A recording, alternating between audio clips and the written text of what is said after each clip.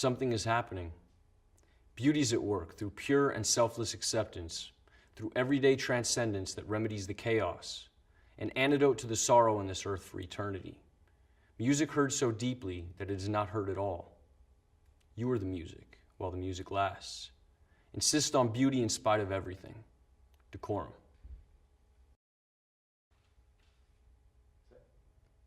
As I'm walking, I see you on your motorbike. I can see your blue eyes and nose peering underneath the crash helmet.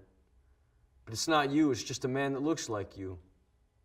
I'm disappointed every time. Every time I see a man on a motorbike, I think it's my dad.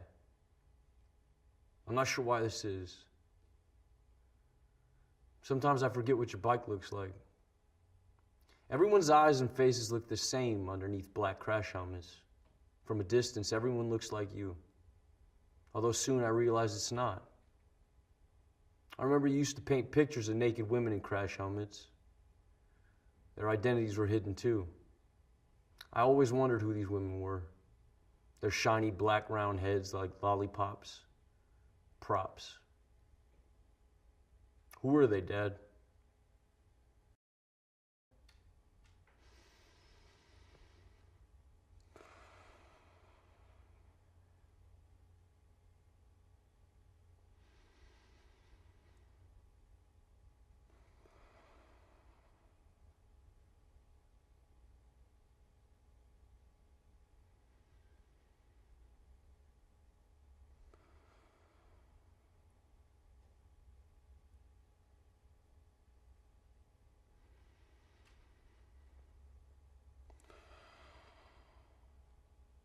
Breathe.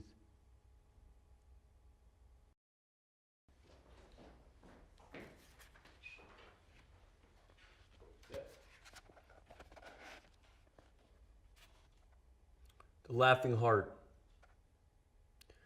Your life is your life. Don't let it be clubbed into dake submission.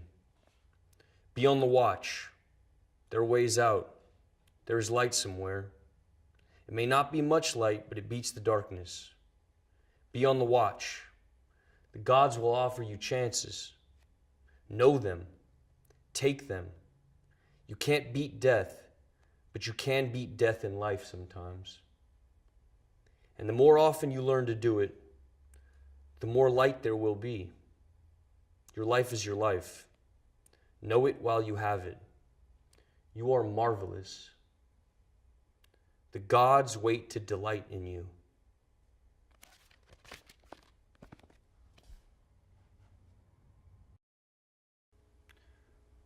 Rascal was a wildcat when it was 4 degrees outside. When I moved in, she stayed with me in winter and rain, sleep with me, but mostly outside. Hunter, I never tried to break her spirit. Hit by car in front of me. I was shocked. I buried her by cat litter and wild food. Her sunshine place could only dig to stones because the city's sewage pipe's about 3 or 4 feet. I wish it was deeper, next to keep other animals from digging her up. When I find stones, I'll cover up could her decompletion begin to swell. If so, I'll put more soil on top. First, cat and friend. Hi. Yeah. I saw you last night. I was in the club. Yeah. I saw who you were with, too. She was holding you so tight. 'Cause she knows you want me. Oh, no. But she can't love you. She can't love you like I do. I said to myself that you must be out of your mind. You were there with somebody else. You know you're wasting your time. Oh, no. Because she can't love you. She can't love you like I do. You're missing my beat, and I'm needing your moves. Let's give it one more try. Let's get back in the groove. Because she can't love you. She can't love you like I do. When I was younger, my father was the producer of a transvestite troupe, and it seemed a dream for me to be able to observe what was behind the curtain. I think this is when all started, while growing up. I kept on searching for this feeling of wonder, this taste for metamorphosis. I direct speak of cabarets, shows, or even the strange. From video to another, often the same protagonists progress in this mysterious and phantasmagorical universe. I consider my videos as living paintings.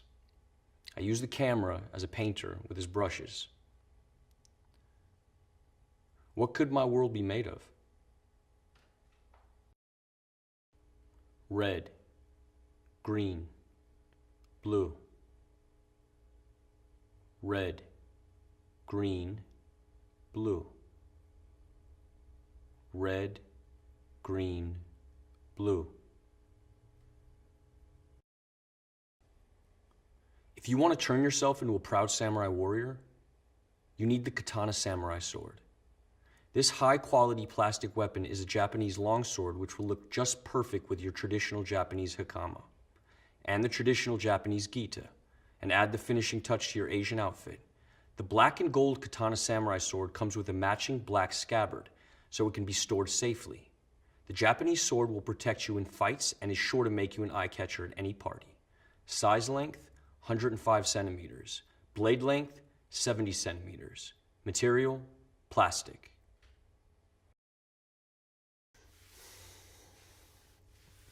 Yeah, so a couple years ago, a bunch of us went down to the beach, and we got there, and Coast Guard's running all up and down the sand, like, you can't get in the water, you know, screaming at us. And so we waited a bit, and they went further down the beach, and then we decided we would go. Like, what the fuck? Why did we come here? So my buddy went down there, and he's like, all good, come down here, man. So I walked over, and we looked down, and we couldn't see it from where we were parked, but like when we looked down, we were really close. You looked down, and there was just all these fucking jellyfish, you know, like one every, like all over the place, one every 2 or 3 feet. And from where we were standing, you couldn't really tell if they were living or dead, you know? Because some of them were still moving, but then others were like just totally limp. So, tell me what it's like growing up in Singapore. Well, I had these really magnificent memories of my childhood, because we had these magnificent playgrounds. There was like these big watermelons, and I remember I used to climb to the top of the watermelon, and I'd rub myself on the ridges to give myself pleasure, you know?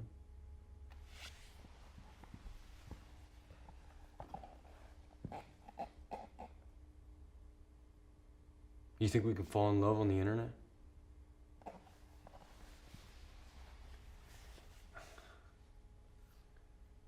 No. Because it wouldn't be love, it would just be porn. I don't think so. Seen from a distance, almost everything looks beautiful. As the distance increases, the more we romanticize.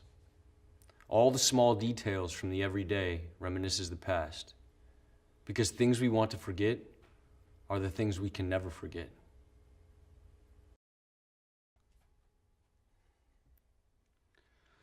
Do it! Just do it! Don't let your dreams be dreams. Yesterday, you said tomorrow, so just do it! Make your dreams come true! Just do it! Some people dream of success while you're gonna wake up and work hard at it. Nothing is impossible. You should get to the point where anyone else would quit, and you're not gonna stop there. No, what are you waiting for? Do it! Just do it!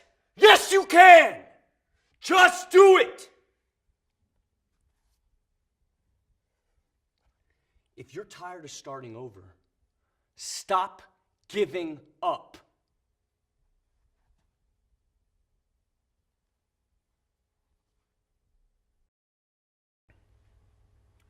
Emerging gaming technologies operate within a nexus of social relationships that characterize the modern world.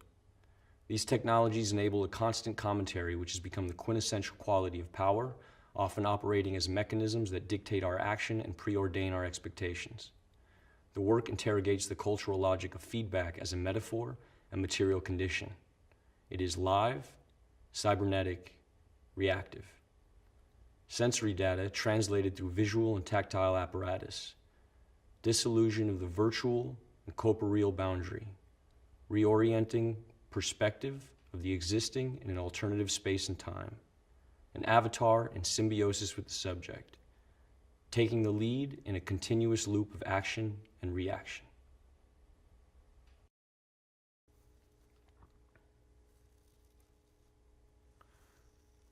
We're surrounded by forms, yet it's still so elusive, right? You know, sometimes it feels like we fill that void between us with something that grows slowly, like it's overtaking us or something. Like the way we speak or what we do, where we put stuff around us, even like the stances we inhabit, or like the faces we make, or even the body parts, you know, the food we eat, whatever. Sometimes it gets heavier, you know, or more light, but it's like all the distinctions are starting to melt away. The forms, the resemblances, the symmetries, the repetitions, the patterns that we know we have always had, that have always been there, and we're not sure why. And now, the outside looks more and more like the images that were contained in us since the beginning.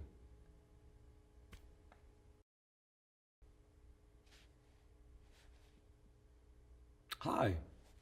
Thank you for waiting. We've been running a little bit behind today. Right. As you know, we've taken a few readings, and these get sent away. We have a look at them. We meet, a group of us, many years of experience, and we have a look and we see what we can see. Does that make sense? If you just have a look here, really, the system's really slow, so it's a case of monitoring, and you monitoring, and you just letting us know if you notice anything unusual. Would you be able to do this? You have any questions?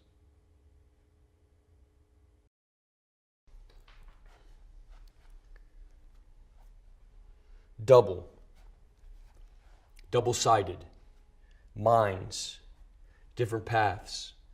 One runs after sunlight, one follows the rising moon. They either congregate, connect, intersect, touch, unite at sunset for eclipses, play and then separate for long interstices. Later, reenacting past meetings forever lost in repetition. Ebb and flow, edging closer, expanding warmth, that point just before the pressure bursts, capillary rush, tension, resisting, each muscle, each limb, each breath under control for now. Questions of limitations dissolve into the blur. Eyes open, but horizons fall away. The burn increases now. The pain centers. One of you escapes, but I pull you back. Duality. Existing only as a whole. Weakened by quivering joints. Lungs push for release. A struggle to hold on. Control surrendered. Suspended in dullness. Eyes close. Now numb. Running, reaching, falling, skipping, turning, sliding, walking. These are all words that describe ways of moving. Each action is packed with many micro movements. It's hard for us to recognize these small movements individually. When describing how to walk, we use the simplest terms possible and struggle to explain all the mechanics of a simple movement. Understanding body movement in the terms of everyday language should be simple. However, our muscle memory takes over for our brain and our body becomes a strange system of levers and pulleys that maneuver by our command.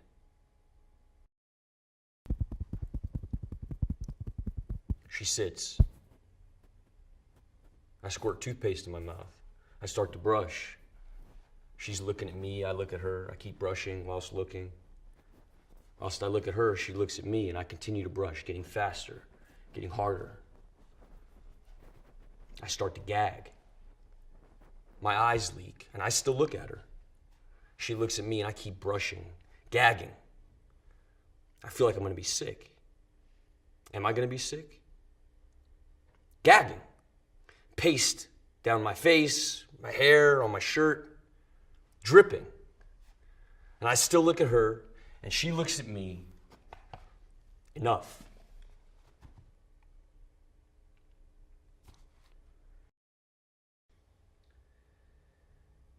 The sculptor, the painter, the video maker, the figure of the artist has been as fetishized in Western culture as the Hollywood actor, town drunk, or the Messiah himself. Michael Peters' Tate Shots attempts to reconfigure the concept of creator or creatrix by placing himself in the position of artist as meme. Watch, enjoy, and be at one. We are all children of the universe.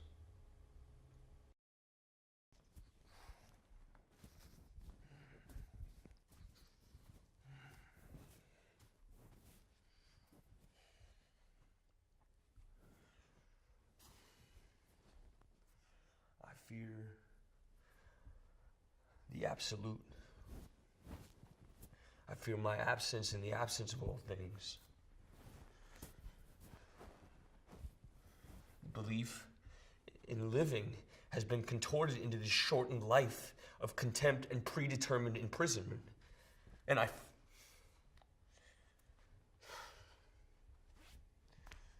feel it all collapsing. I can't fucking embrace it!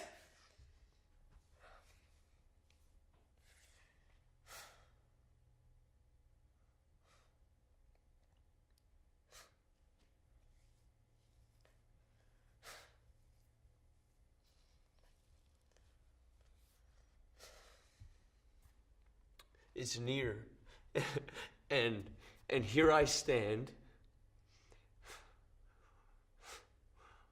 wasting my last moments, cursing thee who have oppressed me to this ill fate. You give me nothing, no mercy, no empathy, only self-hate. To you, I'm just a fucking plaything, an amusement replicating the cries of man. You replay the last moments of my life over and over and over. I'm just a fucking charade suspended at the core of ridicule. And I pity for those whose end mirrors mine, and I pity myself.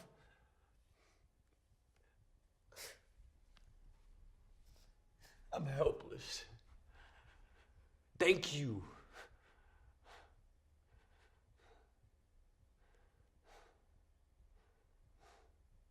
I'm tormented by the inescapable, rewinding collapse.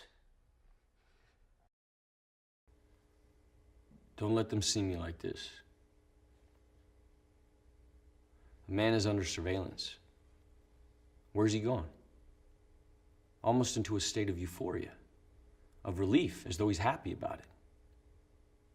He has to act as a looking glass rather than a mirror of social conventions. He disintegrated perfectly, but never reappeared. He became translucent to reveal his reality. It's impossible unless he is or was insane. He changed his mind. You know how men are.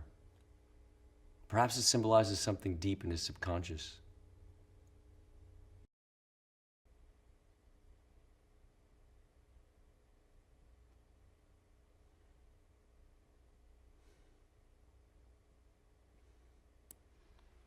Feeling genuinely upset. Tears level.